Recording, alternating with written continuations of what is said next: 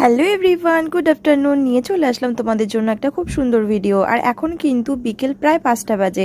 ওদিকে কিন্তু আকাশে ধরিয়েছে বেশ মেঘ, মানে আজকে কিন্তু বিকেল থেকে বৃষ্টি হওয়ার কথা ছিল। সেই কথা মতোই ছিটে ফোঁটা কিন্তু বৃষ্টিও পড়েছিল। তবে দেখো আকাশটা কেমন কালো হয়ে আছে আর পুরো থমকে আছে। তো চলো আমি চলে যাই ঘরে, দেখাই তোমাদের ঘরের মধ্যে বাপ বেটি কী করছে। এখানে তো বাবার মেয়ে মিলে ভীষণ মজা করছিল, খেলছিল। আর আমার ছোট্ট মেয়েটাকে দেখো, ওকে দেখে আমরা বলছিলাম যে দেখো এই সেই দিন না ওকে নিয়ে আসলাম, আর আজ কত বড় হয়ে গেছে, বসতে শিখে গেছে। আর কিছুদিন পরে দেখবো যে হাঁটাও শিখে গেছে, মানে এখন সব কিছু ধরে ধরে দাঁড়াতে চায়। তো সেই নিয়েই আমরা হাসাহাসি করছিলাম, যার কদিন পরে দেখবো টুপ করে একাই দাঁড়িয়ে পড়েছে।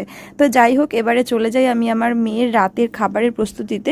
তো সবার আগে বাসনগুলো একটু গুছিয়ে রাখলাম, আর ওকে রাতের বেলা খাওয়াবো হচ্ছে সেদ্ধ ভাত। তো তার জন্য আমি এখানে আলু আর গাজর কেটে নিলাম, আর তার সঙ্গে এর মধ্যে দেবো আমি পরিমাণ মতন গোবিন্দভোগ চাল, মানে যতটা আমার মেয়ে খাবে সেই পরিমাণ মতন।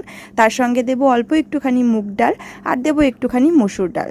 তো এই দিয়ে কিন্তু রাতের বেলা সেদ্ধ ভাত খাওয়াবার সঙ্গে একটা ডিম সেদ্ধ দিয়ে দিয়েছি। মাম্মাকে আমি হাফ ডিম সেদ্ধই খাওয়াই, তো পুরোটা দিয়েই মেখে নেব, যতটাও খেতে পারবে পারবে, না পারলে রেখে দেবো।